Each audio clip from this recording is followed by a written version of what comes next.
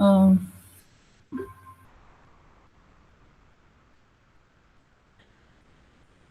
we now have to start with what we call as the theory of games. Right? Now, but before we move on to the theory, I mean, let us understand what do we mean by a game. क्या होता है game? Supposing I layman terms में, what do you mean by a game?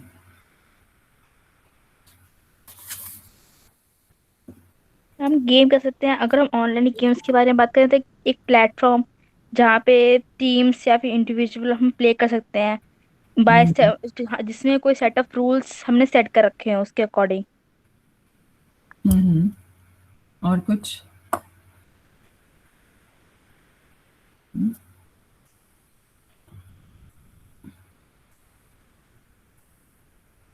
Any anything else apart from this? और हमें इसमें तो pre defined instructions भी होती हैं। जैसे अगर Predefined instructions. जैसे अगर हम ऑनलाइन गेम्स के बारे में बात करें तो अगर जिसमें मैंने मुझे इधर मूव करना है तो अगर मैंने ये सिलेक्ट किया तो ये होगा, अगर ये सिलेक्ट किया तो ये होगा, मतलब वो प्री डिफाइंड जो हमने दे रखा कमांड्स पीछे से हम्म, प्रोसीजर के फॉर्म में। तो हम हम्म, ठीक है। और कुछ? Apart from this, what she's already conveyed. Any addition to it? Hmm?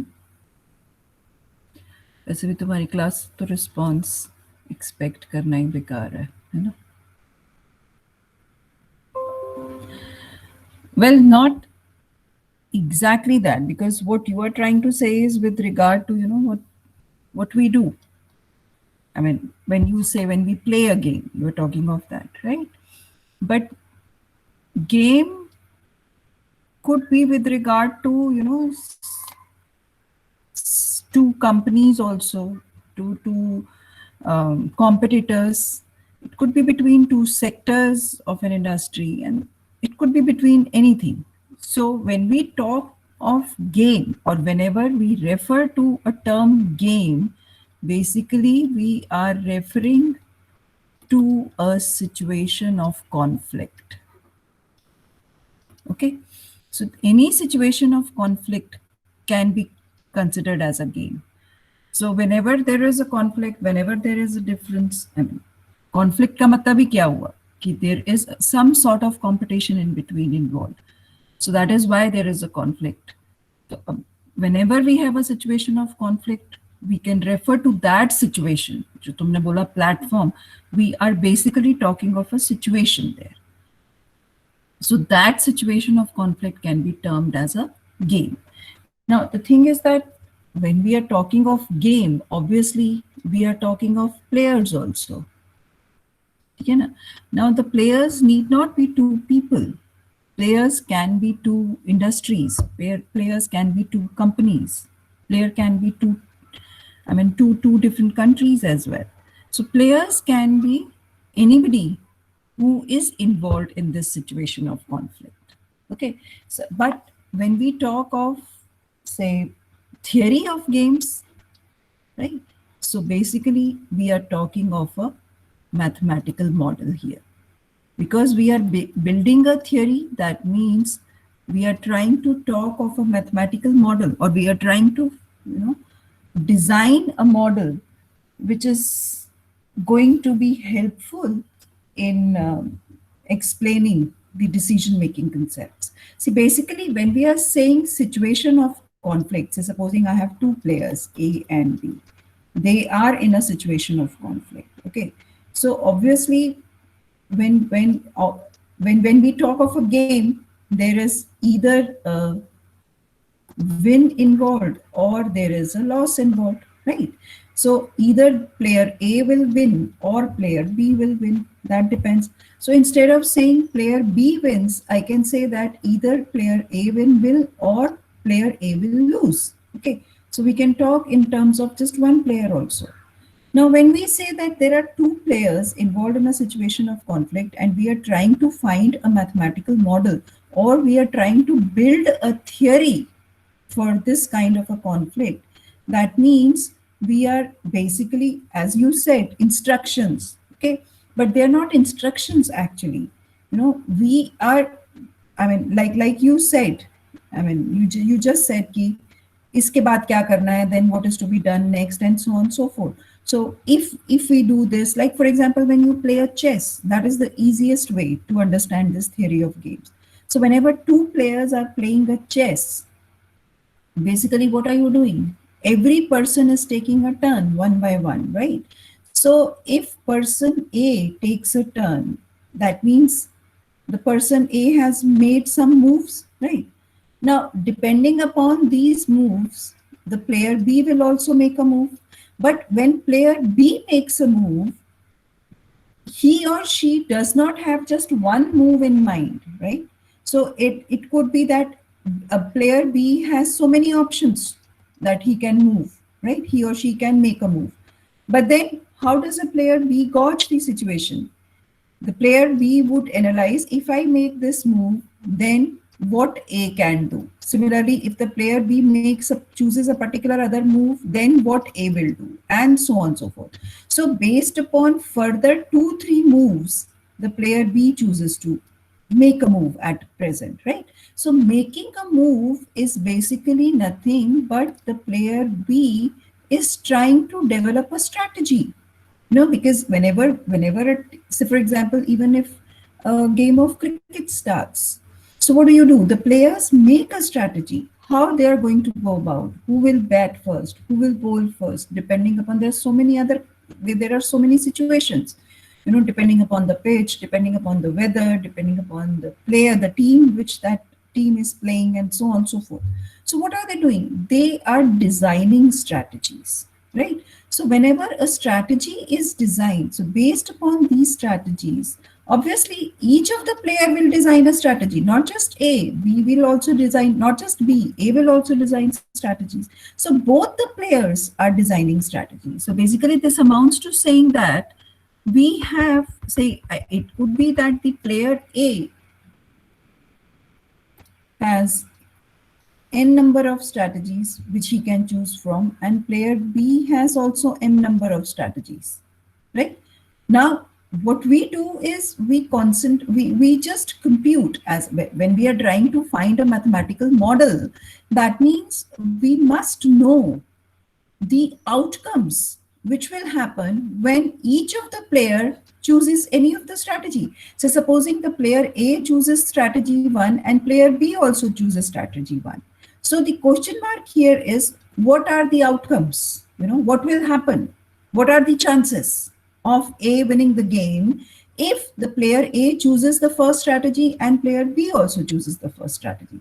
Similarly, if player A chooses the first strategy, but B prefers to choose the second strategy, right? So then what are the chances? Similarly, so on and so forth. That means for all these strategies which both the players can adopt, we must know what are going to be the outcomes of those strategies chosen. Okay.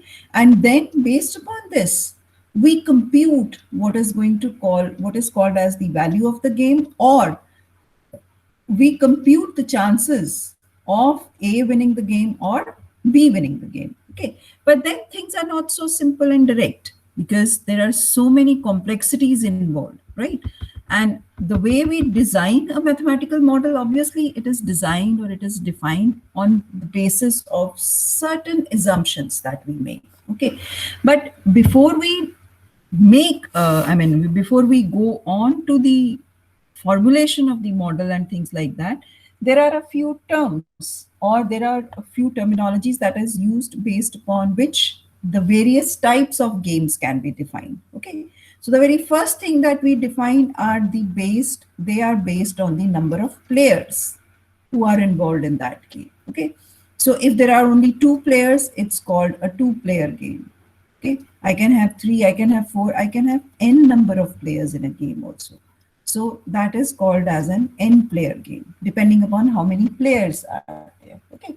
Then Obviously, if there are two players, let's concentrate on two players only. If A is going to win, B is going to lose, or if B is going to win, then A is going to lose. So basically the crux is that if one wins, the other has to lose. Okay, so that means this game is based upon winning and losing something, right?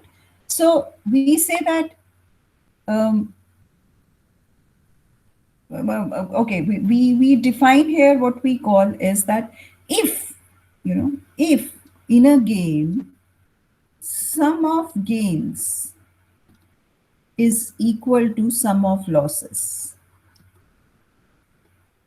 okay, that is whatever player A has gained, an equal amount player B has lost, okay, then the game is said to be a zero sum game. Okay, so that means the sum of net gain, basically zero sum game का मतलब क्या हुआ कि net gain or loss is zero, because whatever whatever A gained, an equal amount has been lost by B. So sum of gains is equal to the sum of losses in the whole game.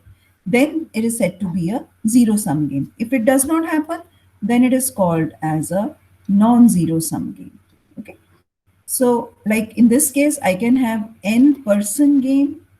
I can have either a zero sum game or a non-zero sum game. That means we can talk of a two-person zero sum game, because this is the easiest.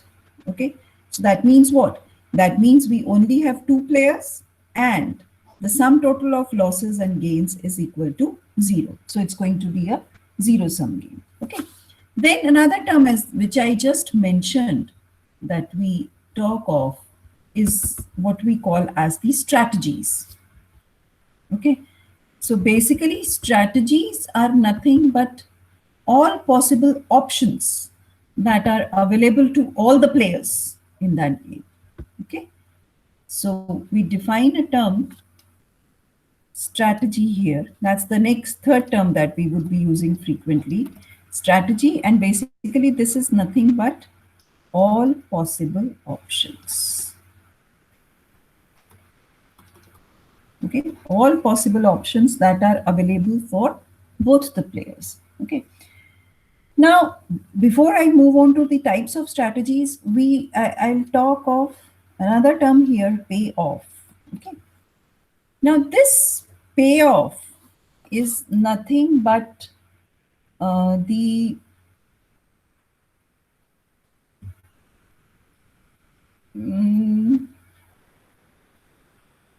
outcome. Let's call it as the outcome of any strategy. We'll call that as payoff. Like for example, say supposing I have two players and say the player A has, say, m number of strategies. This is for the player A, and the player B has, say, n number of strategies. Okay. Now, when I say A11, okay, so this A11 is the payoff when the player A chooses the strategy 1 and the player B also chooses the strategy 2. Okay, similarly A12, A1n. So basically these are the payoffs, right? The outcomes which will come up when outcomes in terms of gains and losses. Okay, so they can be positive or they can be negative.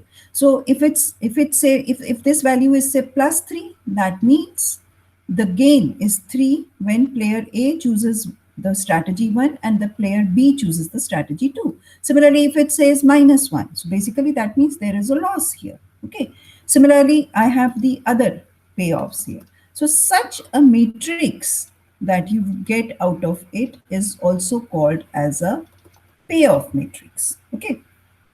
Now, the possibility or the option could be that, say, supposing when we are choosing, when we are moving ahead, how to go about, the chances are that the player A, chooses on one of the complete strategies that he has a list of. That means the player A can choose either of these strategies.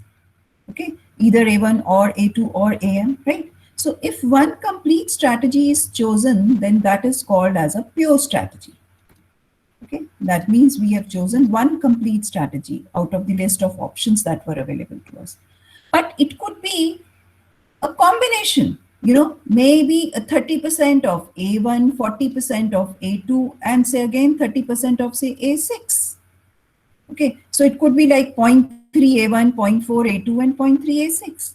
So that means what? We are taking combination of the various strategies that are available to the player A.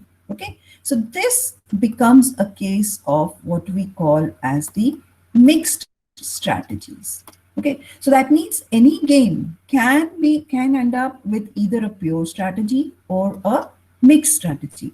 But the matrix that we are going to get, or we are going to start with, will be called as a payoff matrix. So basically, we must know the payoffs for each of the strategies chosen by both the players. Okay, so we must know what is the payoff when A chooses all the possible options and when B chooses all the possible options. Okay, so this is what we understand by payoff matrix. And any strategy, basically strategy was what? The number of options, or you can say the plan of action, kuch bhi keh sakte hain, right? So any plan of action that maximizes, or I will say that optimizes the player's gains, is called as an optimal strategy. So your optimal strategy can be one only, or your optimal strategy can be a combination of more than one strategies which are available. And this combination, see, I just said 30% of A1, 40% of A2, and 30% of A6. I don't know whether this combination is going to give an optimal gain to the player A or not. Okay, so when we are trying to find the optimal value or optimal strategies, that means we are trying to maximize or minimize something. So obviously we're going to maximize the player's gains only. Okay, but the question mark now is which player's gains? Okay, A ke liye ya B ke liye, right? So what we do here is we have made some rules in which we say that the winner is always written along the rows. Okay, so that means if I have a payoff matrix in which my A is along the rows and B is along the columns, then I am assuming that A has to win the game. So A is the winner. Okay, now obviously what about the player B? Then because we are talking of these kinds of games where we are maximizing, so the values for B are going to be simply the negatives of that of values for A. Okay, because if A is winning, B is losing.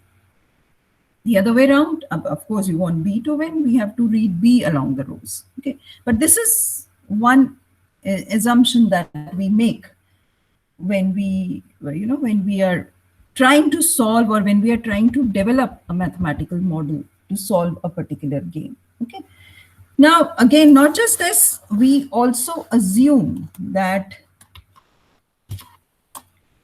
each of the player, will define, whatever strategies or whatever plan of actions we make, each player is aware of the opponent's strategies. In the sense, see, I'm not saying opponent's choice of strategies. I'm saying each player is aware of the opponent's strategies. कितनी strategies हैं मेरे opponent के पास, मुझे वो पता है. My opponent will choose which one out of them, that I don't know. Okay, so that means I have to design, or I have to adopt those set of strategies, keeping in mind what if my opponent chooses strategy number 1 or 2 or 3 or 4, depending upon how many strategies my opponent has. So for that, I must know all the strategies that my opponent has, right? And not just this, I must know the payoff, my gain or my loss, if my opponent chooses a particular strategy. Okay, So when I say Aij, that's why this Aij must be known for every I and for every j. We must know how my opponent is going to go about and how the things are going to be proceeded further. Then we also assume that both the players are playing in a very rational manner. There is no compassion, and they choose their strategies only to promote their welfare. If A is choosing a set of strategies, then that is there only to promote A's welfare, not bothered about B. कि उससे B को क्या फर्क पड़ेगा? Not bothered. I'm just thinking of my wins, okay, or I'm not bothered about B's losses, right? So this is another assumption that we make when we are trying to move on with the further. So basically, when that is why we say that we make a payoff table only for one player. Okay, we don't compute. Of course, we'll make a payoff table only for one player, say A. We compute the values, and using that values only, we can compute the things for the player B as well. We need not solve the game again for both the players separately. It's not required, because actually, basically, when I say Aij is the payoff, ठीक है, अब पे of को मैंने बोला या gain या losses, और पे ऑफ को हम इस तरह से भी समझ सकते हैं कि AIJ payoff is basically the satisfaction, which one player is getting. It is the satisfaction which the players are getting when A chooses the strategy AI and B chooses the strategy BJ, right? So it is for both the players. Obviously, we are talking in terms of only A because we are writing the payoff only for the player A. But then the negative of it that can be studied for player B. So we need not solve the game or the payoff matrix for both the players simultaneously. We solve it for one and we get the results. Okay. Now the question is how to go about, how to solve, what kind of games to start with, and then what are the various methods that are available. Okay. Now, of course, there are many methods available.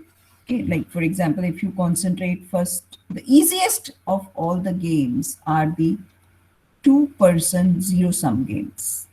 Okay, since we don't have to solve very complicated games, so we will not be bothered about them also. Okay. Now, as I said, there are various methods to solve. One is which we call as the Maximin or Minimax principle. We use this method or this logic to solve a particular game. The other is the graphical method, how we can solve, right?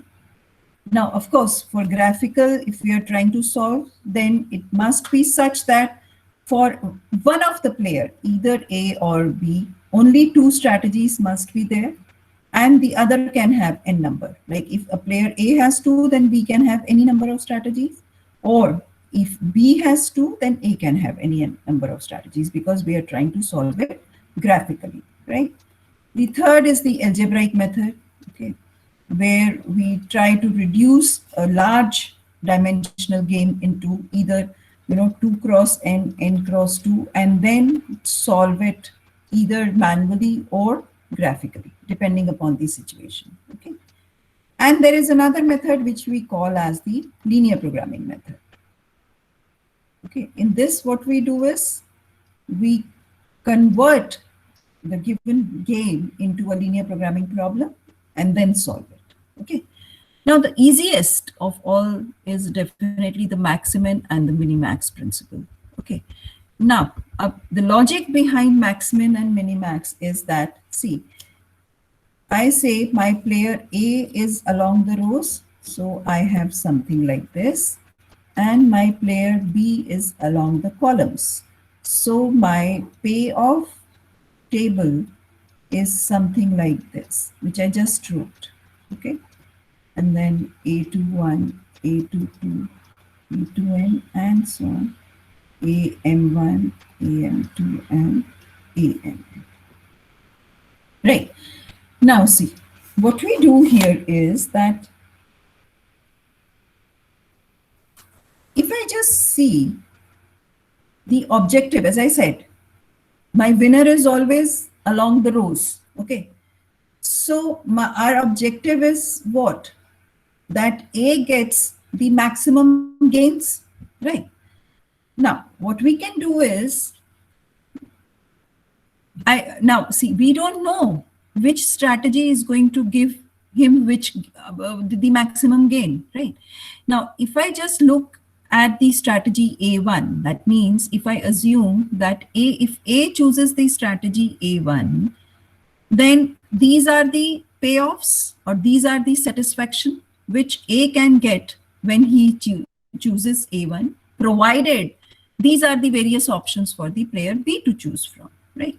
Now, out of all the satisfactions that he or she can get from the first strategy, what we can do is, if I choose the minimum, the least, it's like saying, okay, let us not go to the maximum, directly maximum. Let us see how much is the minimum gain which A can get, provided A chooses strategy A1 or A2 or AM, right? So that means these will be the least gains which A can get. Now, out of these least gains, we can choose the maximum. Okay, so what are we doing? We are choosing the maximum of the minimum. That is called as maxmin, right? Similarly, if I look at it column wise, it is B, right? And the player B is losing.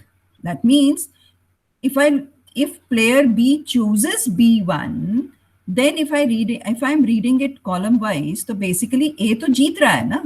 So if A chooses A1 and B chooses B1, then this is actually an amount corresponding to the loss for the player B, because it is the gain for the player A, right? So it is the satisfaction which A is getting, but definitely it is the dissatisfaction which B is getting, right? So it's either, if it's a gain for A, it's definitely a loss for B, right? So what we can do is, out of all the possible say strategies, the payoffs for each of the strategy for B, we can choose the maximum, because वो उसका maximum loss होगा. See, if B chooses B1, then what is going to be the maximum loss? Whatever is the maximum of the strategy B1. Similarly, what is the maximum loss? Strategy B2. But हमको क्या करना है? उसके maximum loss को minimize करना है, right? So we choose the minimum of the maximum. And here, what did we choose? We choose the maximum of the minimum, right? So here, just understand this thing only, that along the rows, we are trying to maximize the minimum gains. And along the columns, we are trying to minimize the maximum losses, right? कि हम जीतने के लिए हमें जितना कम से कम हम जीत सकते हैं, हम उसको मैक्सिमाइज करेंगे, लेकिन हारने के लिए हम जितना ज्यादा से ज्यादा हार सकते हैं, हम उसको मिनिमाइज करेंगे, right?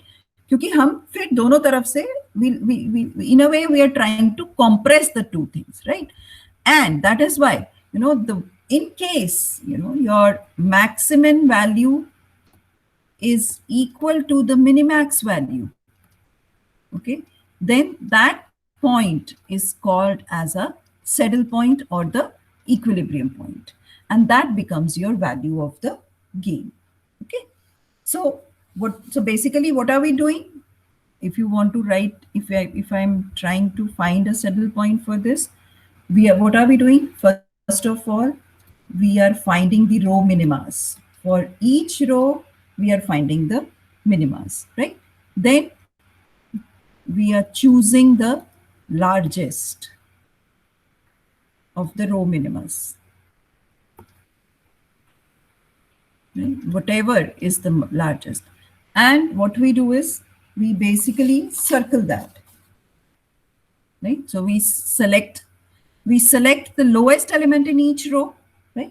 And then select the maximum of that, right? And we enclose that with a square. Not just in the last column, in the payoff matrix. We enclose that with a circle in the payoff matrix, right? Similarly, in the third step, what we'll do is we select the column maximas. That means choose the largest element of each column, right? And out of all these, we choose the minimum. Choose the smallest of the column maxima, right? And we enclose that with a circle.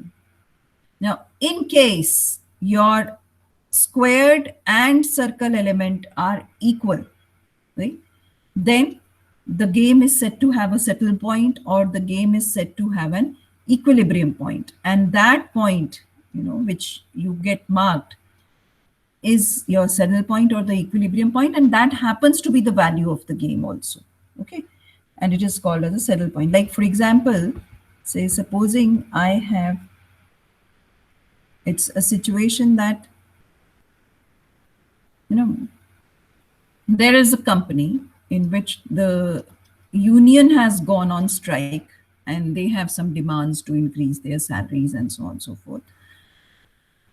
And they want to come up with a situation, with a solution, right? The company as well as the union. So the company has adopted some strategies and the union has also adopted some strategies, right?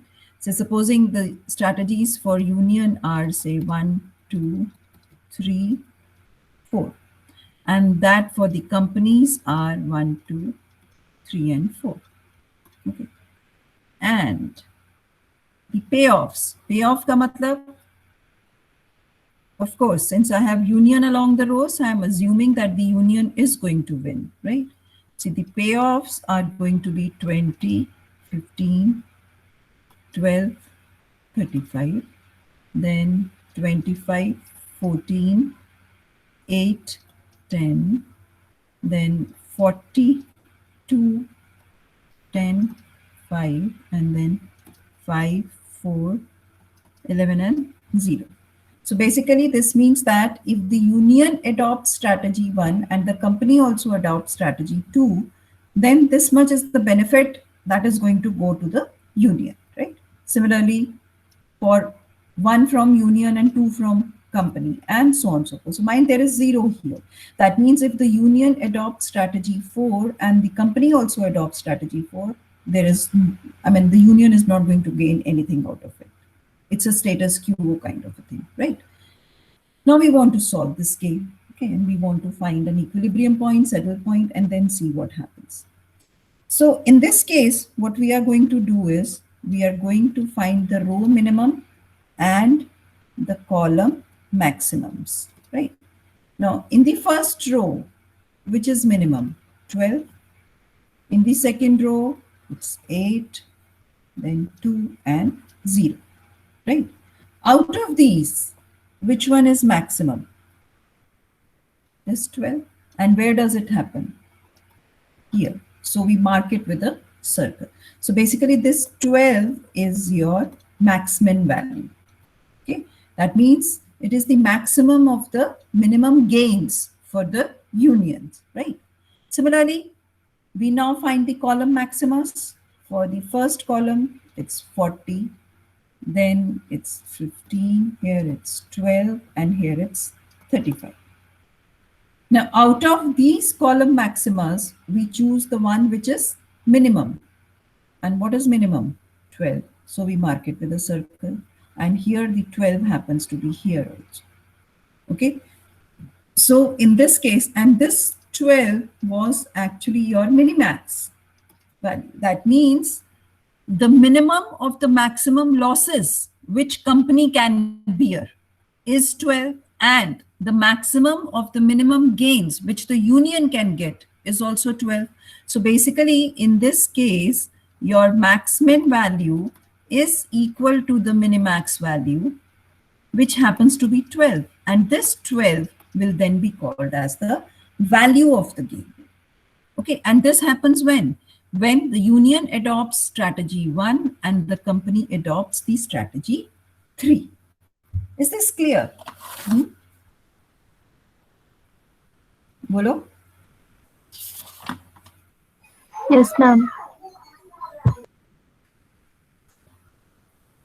Okay. So basically, this is going to be an optimal strategy. That means this is going to be a strategy which is beneficial for the union, best suited strategy for the union. No other strategy would give a better gain. Okay. Ma'am यहाँ पे फिर 12 हमारे equilibrium point होगा. The 12 will be the value of the game.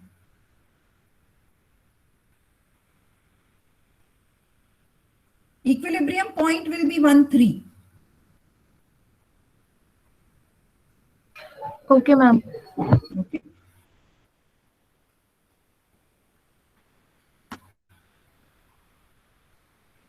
But see, it may not happen that, I mean, it may be possible that a game does not have a saddle point at all.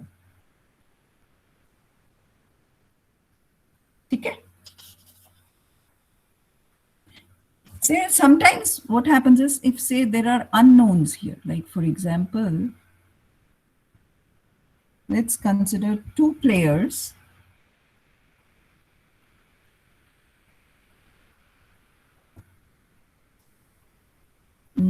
I have player A and I have a player B here, with A having 3 strategies, A1, A2, A3, and B also having 3 strategies, B1, B2, B3. And the payoffs are, say, 2, 4, 5, 10, 7, Q, 4, P, 6. Okay. And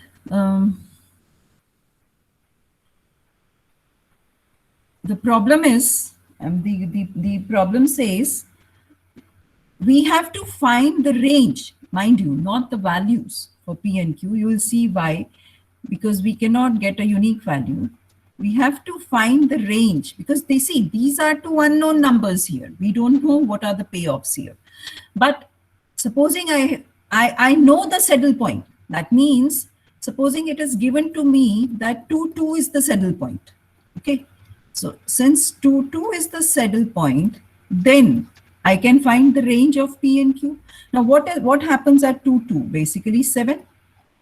That means this is your, in a way, you can say value of the game, right? So that means this 7 has to be the value for the max-min and the min-max thing, right? So supposing like that means if I'm trying to find the row minimas here, then of course for the first row we know the values. So the minimum is 2, right? For the second, since 7 is the saddle point, that means 7 has to be the row minimum first. तभी तो उसका maximum बनेगा, right? Now, since row and this 7 also has to be the max-min, because 7 is the saddle point, right? And since this 7 has to, see, we take the maximum of the minimum, right? So that means if I have to take the minimums out of the third row, then it has to be 4, because 6 to 4 se already chota hai, and we don't know anything about P, but definitely we do not want a number greater than 7. So I'll take it as 4. Now, similarly for the columns, we'll take the maximums here, right? So that means here it will be 10. Now, see, just understand one thing here, that one thing is, because my 7 has to be the minimum of the second row, that means my Q must be greater than 7. ठीक है ना, तभी तो ये minimum आएगा. Similarly, अभी if I just look at my second column, then also I want my maximum to be 7, because column का तो हम मैक्सिमम लेते हैं, ठीक है ना. Now this P, now just look at this P. This P definitely has to be less than 7, right? Now what if not just less than 7, अब यहाँ पे since Q is greater than 7,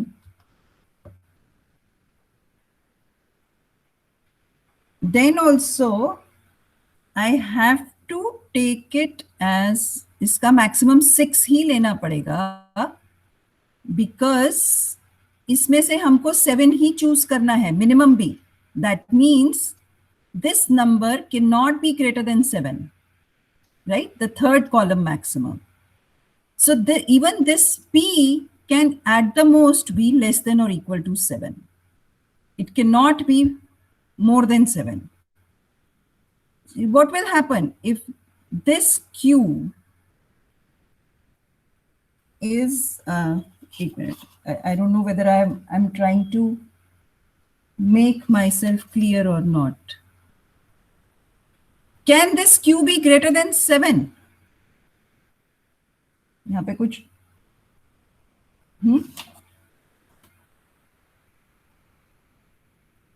थोड़ा सा लॉजिक लगाओ यहाँ पे. अभी तक यहाँ पे Q ग्रेटर देन 7 था, फाइन, क्योंकि हमने सिर्फ सेकेंड रो को कंपेयर किया था. What now? I want this also to be 6. So if Q is greater than 7, what if Q is 8? तो क्या होगा?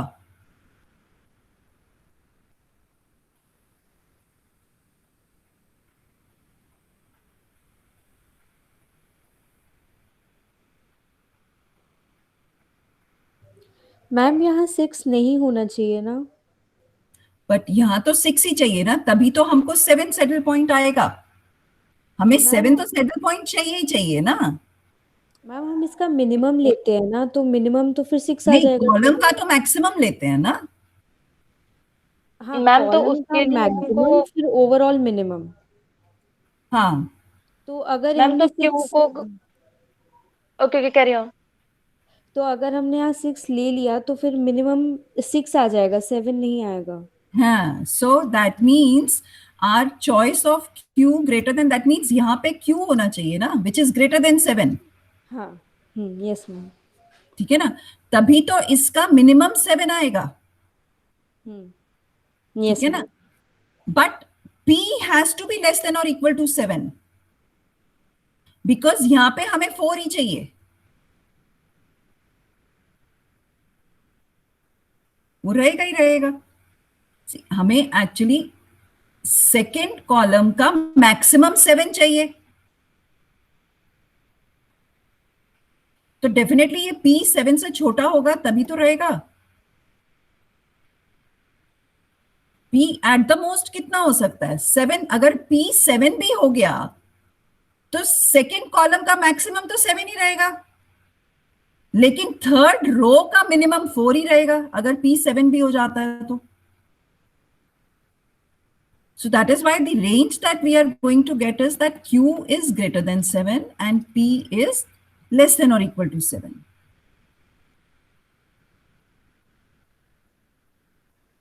Is this okay or not? तो मैम P को 4 से बड़ा भी तो होना पड़ेगा ना. P को मैम 4 से बड़ा. 4 से बड़ा भी होना पड़ेगा, तभी उसने बोला फाइंड द रेंज.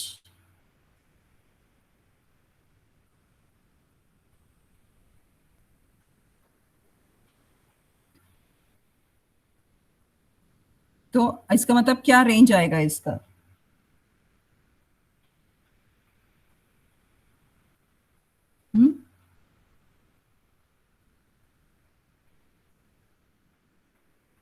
नहीं, उससे अगर P 4 से बड़ा भी, हाँ चलो अब इसी पे ही डिस्कशन करो. P अगर 4 से बड़ा नहीं है तो क्या प्रॉब्लम है? अगर सपोजिंग P 3 है तो क्या मैम प्रॉब्लम? फिर तो मैम लास्ट रो का जो मिनिमम है वो चेंज हो जाएगा ना? चेंज हो जाएगा ना? लास्ट रो का मिनिमम चेंज हो जाएगा, बट यस मैम। उसका मैक्सिमम तो 7 ही रहेगा फिर भी। हाँ यस मैम। उसका तो हमें मैक्सिमम ही लेना है, यस मैम। तो उस पर कोई फर्क नहीं पड़ेगा। Yes ma'am. तो इसलिए उसकी उस वो कंडीशन की जरूरत नहीं है। Okay ma'am. ठीक है, so we just need P to be less than और equal to 7 and Q to be greater than 7।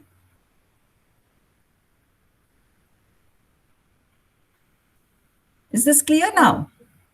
Ma'am हाँ जी। मैम हमने क्यू को मतलब greater than and equals to 7 क्यों नहीं लिया, मतलब इक्वल्स टू क्यों नहीं ऐड किया उसमें, जैसे अगर पी में हमने किया है। हाँ, तो Q में क्यों तो नहीं करा, ये बोल रहे यस हो? Ma'am, yes ma'am. तो अगर Q भी 7 हो गया तो फिर सैडल पॉइंट तो हमें सिर्फ एक ही चाहिए ना, 2 2। फिर तो हमारे पास 2 सैडल पॉइंट्स आ जाएंगे। वो हमें गिवन है कि सैडल पॉइंट 2 ही चाहिए, okay yes ma'am, okay yes ma'am, okay. तो इसलिए हमने नहीं करा। ठीक है, यस मैम। चलो। So this is how we go about when we have a saddle point. But then the tragedy is that all the games are not so easy. I mean, all the games are not so direct.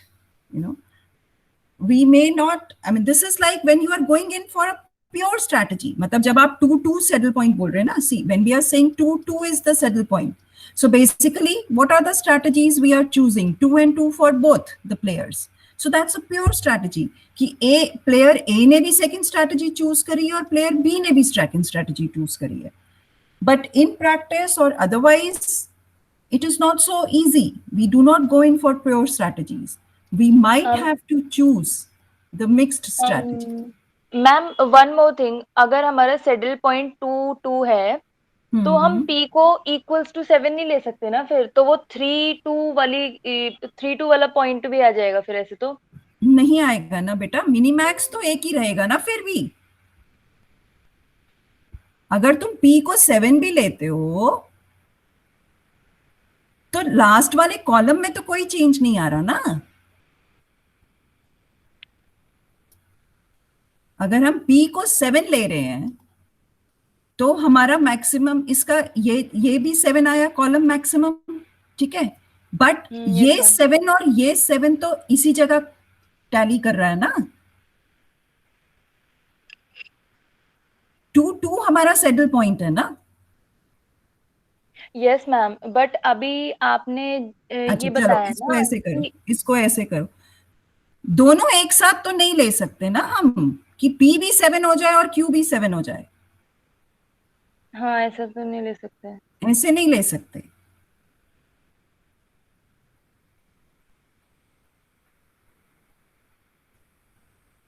क्योंकि देखो, अगर Q भी 7 होगा ना बेटा तो third column का maximum भी 7 आएगा। हाँ यस मैम। तो हमारे पास यहां पे टाई हो जाएगा मिनी मैक्स में। यस अभी मैम। हमारे पास मिनी मैक्स में टाई नहीं है अगर P 7 भी होता है तो, हाँ राइट। इसीलिए। Okay ma'am. ठीक है, yes ma'am. so like as I was saying ki the things are not so simple in practical situations. We normally go in for mixed strategies. Okay, अब mixed strategies का मतलब ये हुआ कि कितना पोर्शन किस स्ट्रैटेजी का ले, so that it is always an so that the combination turns out to be an optimal strategy for the player A. ठीक है, सो बेसिकली हम इसमें भी क्या करते हैं कि instead of finding the payoffs we find what we call, because अब क्योंकि हमारे पास मिक्स स्ट्रैटेजी है तो इसका मतलब इसमें हमारे पास कहीं ना कहीं प्रोबेबिलिटी आएगी। क्यों? क्योंकि हम चांसेस ले रहे हैं ना। अगर हम मिक्स ले रहे हैं तो इसका मतलब हम A1 के चूज करने के कितने चांसेस लें, से P1, ठीक है। Similarly A2 P with probability P2 and so right? But then these P1, P2, Pn, they are such that they must add up to 1.